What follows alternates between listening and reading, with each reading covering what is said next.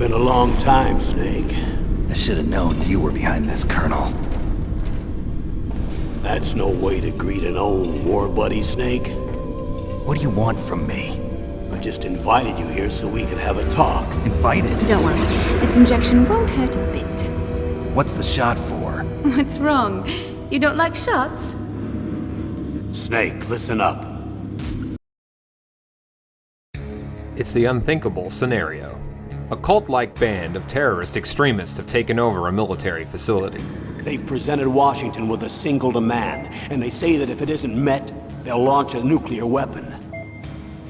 A nuclear weapon? I'm afraid so. You, the legendary soldier known as Solid Snake, once made a name for yourself and your former unit, Foxhound, by killing off your commander and comrades when they turned rogue against America. Now, it's members of your former unit who threaten the world. That's why you're the only one for this mission. Infiltrate the facility, extract intel from and rescue the 2 VIP hostages, and finally, prevent the launch at all costs. Supporting Snake on his mission are the following codec contacts: Colonel Campbell, Nastasha, Mei Ling, Naomi, and Master Miller. Campbell is your former commander, and like you, the Shadow Moses incident has forced him out of retirement. Despite the undeniable rapport between Snake and Campbell, there's a desperation and a distance in his demeanor that soon grows into a great rift. Nastasha is something of the game's moral center. She's an expert in nuclear weapons, a passionate advocate for anti-proliferation, and an unrepentant chain smoker. Mei Ling is an easy character to overlook, but in many ways she embodies the technocratic privilege of some of those in the war biz, while remaining an all-around nice, cheerful, and warm personality. Naomi is a genius bioengineer specializing in cutting-edge fields like nanotechnology and genetic engineering. Her polite, if not false-seeming, demeanor conceals a dark secret. Rounding out your core support team, there's Snake's former drill sergeant, Master Miller, an expert in survival and an all-around big brotherly sort of mentor figure. So someone needs to penetrate, gather intelligence, and report back. Sounds like a spy movie. But what's almost immediately clear is this Hollywood action movie scenario is as fake as it sounds. Your rescue targets aren't just any hostages. One is the head of one of the private sector's largest defense contractors, and the other is the head of the U.S. Department of Defense's DARPA, or Defense Advanced Research Projects Agency. As this suggests, the terrorists didn't just take over any base. They've specifically targeted the site of a top-secret joint project between the public and private sectors of military R&D.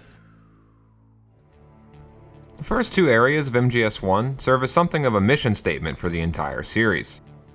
In the docks, we're confronted with the first of many stealth puzzles, and new players find out quickly that being spotted means certain death.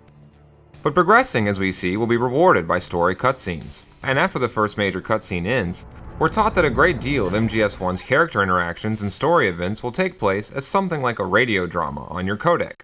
Excellent, Snake.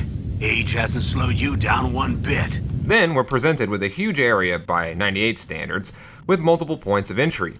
This gets across one of the series' fundamentals. Metal Gear Solid is not a game where you mindlessly roam from point A to point B in a linear way, or mindlessly depend on the game to tell you what to do or how. Your success depends on active participation, openness to different approaches, and thoughtful gameplay. If you're willing to explore and experiment, you'll be able to create a unique experience that belongs to you alone. But it's going to take patience, ingenuity, and determination.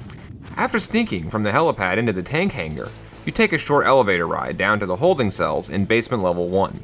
Then, it's up into the air ducts to reach your first rescue target, the DARPA chief, Donald Anderson. We were conducting exercises with a new type of experimental weapon. A weapon that will change the world. What the terrorists have taken control of is nothing less than a walking bipedal death machine. It's called Metal Gear Rex. But that's not all your first rescue target, Donald Anderson, has to tell you. It seems the terrorists obtained from him one of the 2 necessary PAL detonation codes to unlock the nuclear weapon. All they need is the other passcode from Armstec President Baker to launch Rex's missile at any time. Fortunately, there's a failsafe. 3 card keys, when used, will re-engage the safety lock. If Snake can recover these keys from Baker, he can stop the launch. Having completed the intel gathering, Snake is just about to help Anderson escape when the DARPA chief experiences what appears to be a sudden, fatal heart attack. Before you can convince that to the other prisoner, who's just broken free by knocking out the guard and taking his uniform, a response team attacks and she gets away in the confusion.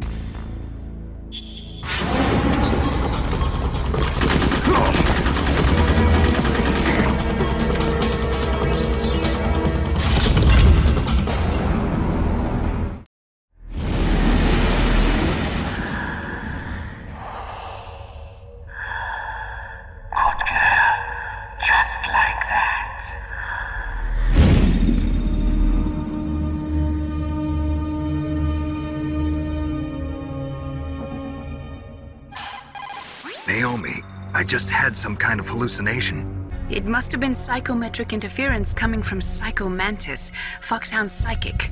Think of it as a mental feedback loop. Undeterred, Snake continues his mission into the level 2 basement, where he demolishes a hastily painted wall to find a bizarre spectacle.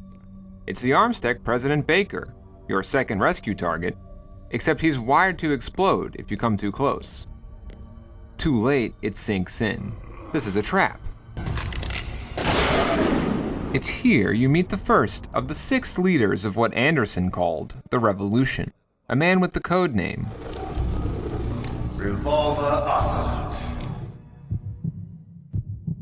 Draw! Ocelot is the first MGS boss, and though this sequence has aged poorly comparatively, bearing more in common with the MSX-era boss fight sequences than most in this series otherwise known for its great boss battles. In 1998, the game design world was still experimenting with ways of utilizing 3D without losing the immediacy of 2D. MGS1's dev team wanted the game's combat to feel like Michael Mann's film Heat, and this was as close as they got. You're pretty good. That being said, this first encounter with Ocelot is hardly filler. Even this early, we can observe how the boss fights in MGS are important pieces of the narrative, as well as centerpieces of gameplay, rather than being diversions from story. Revolver Ocelot's a sadist, who's only out to test you, not kill you, which is why, even though the fight is fairly straightforward once you master holding down square and X at the same time, the constant presence of the C4 wires keeps it tense and gives a subtle hint of torture, since it makes yourself one of your own biggest liabilities. Also, Ocelot is a crafty, unpredictable character, so that's reflected in the fact that he's a Western cosplaying Russian who curves his bullets to hit from unpredictable angles. Wild card, bitches! Yeah! He says he wants to see if you're as good as he's heard before he kills you. But before Ocelot can... What? My hand! Some kind of stealth camouflaged, exoskeleton wearing cyber ninja slices off his hand and frees Baker.